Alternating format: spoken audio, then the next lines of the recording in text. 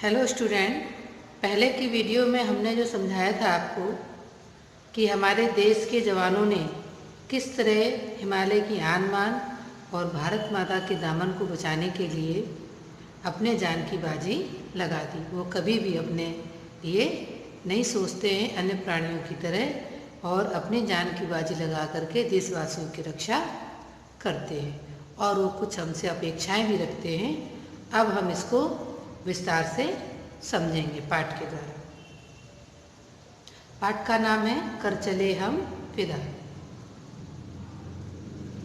कर चले हम फिदा, जानो तन साथियों, अब तुम्हारे हवाले वतन साथियों। कर चले हम फिदा, जानो तन साथियों, अब तुम्हारे हवाले वतन साथियों।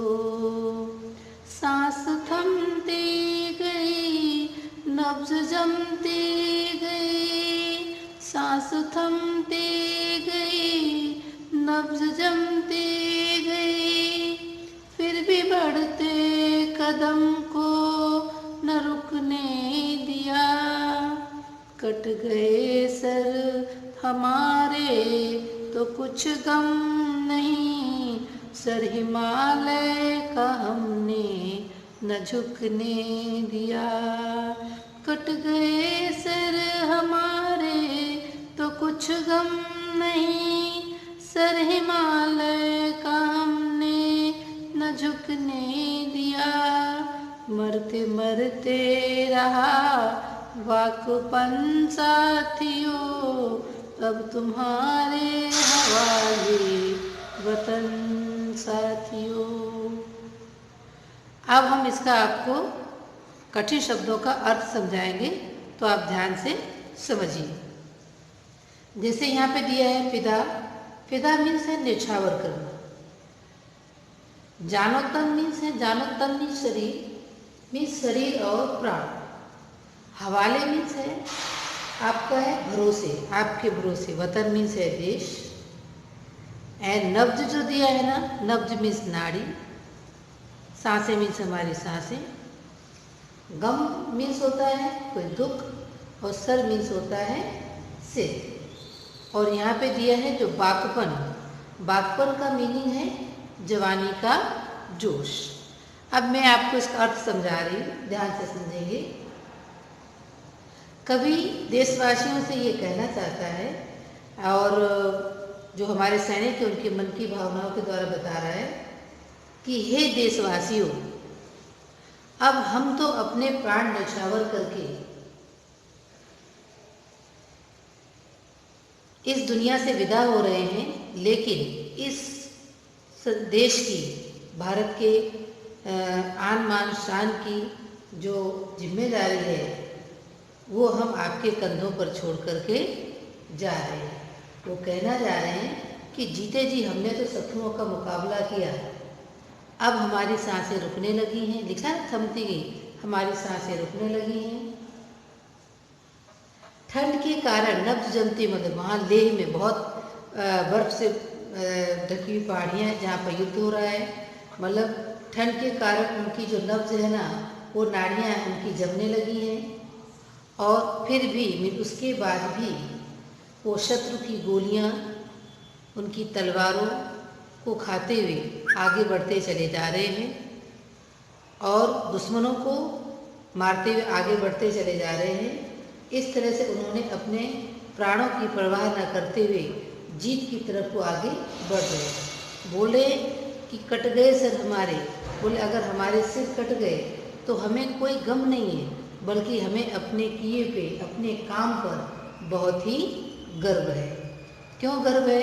क्योंकि सर उनके कट गए तो उन्हें कोई दुख नहीं हुआ, लेकिन उन्होंने अपने देश के, हिमालय के मान सम्मान की पूरी रक्षा की। अपने बलिदान को दे करके उसके मान सम्मान को की रक्षा की। अपने देश पर किसी भी दूसरे देश की आँच नहीं आने दी। अब वो बोल रहे हैं कि मरते मरते, मतलब जब तक उनके मन में और उनके तन में ताकत थी, तब तक उनके मन में एक जवानी का जोश था। मीन्स अंत तक वो एक यंग पुरुष की तरह लड़ते रहे। और अब बोले अब तुम्हारे हवाले, मीन्स अब देश की रक्षा का जो दायित्व है अब तुम्हारे कंधों पर है। अब हम इस दुनिया को छोड़ कर के जा रहे हैं और सारे देशवासियों से अपेक्षा करते हैं कि अब आप इस देश की सुरक्षा करें।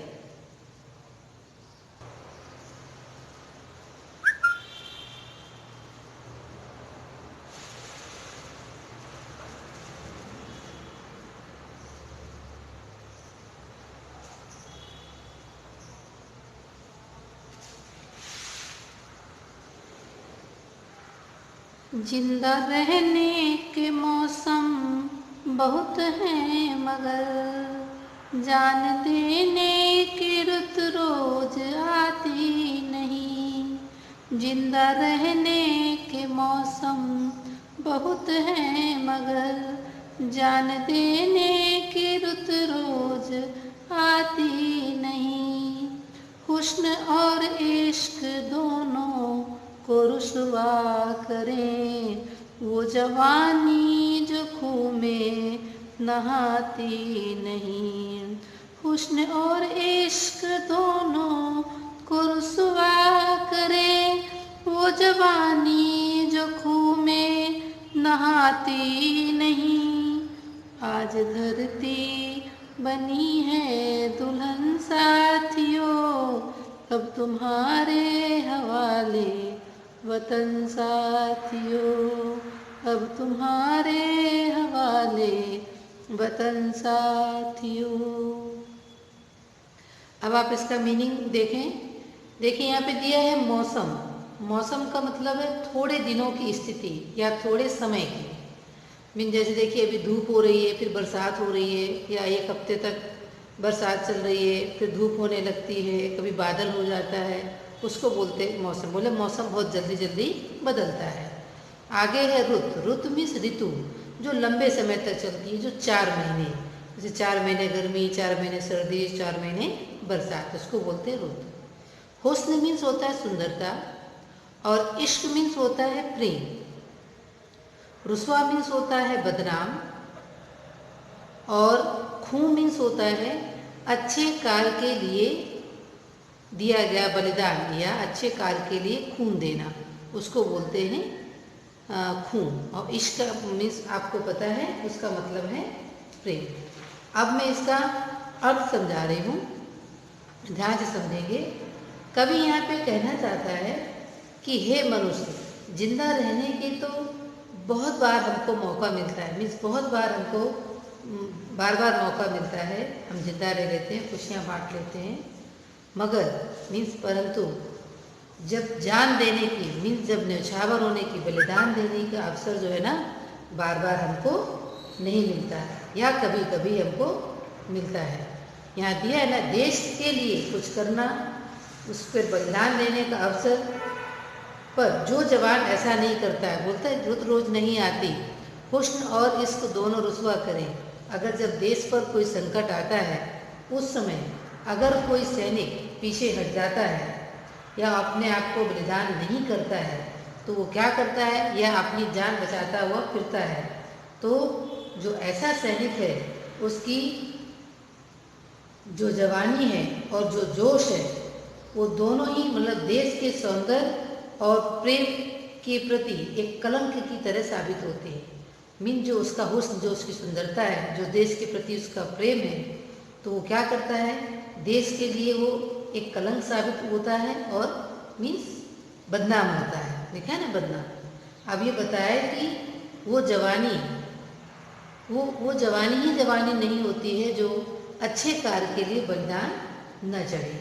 मीन्स आज जो धरती है वो दुल्हन की तरह सजी हुई है, बट कैसे सजी हुई है, यहाँ पे देखिए कि इसकी रक्षा करने वाले जो वो सैनिक हैं, उनके खून से वो लाल रंग की हो गई है। इसलिए बोल रहे हैं कि अब तुम्हारे हवाले वतन साथियों, मीन्स अब ये देश की रक्षा का दायित्व हम तुम्हारी ओर कर रहे हैं और तुम्हारे ऊपर अब निर्भर है। यहाँ पे दिया है कि वो जवानी मतलब जो हमारी धरती है वो पेड़ से, पौधों से, नदियों से, सरोवरों से, पशु पक्षियों से, मानवों से दुल्हन की तरह सजी हुई है।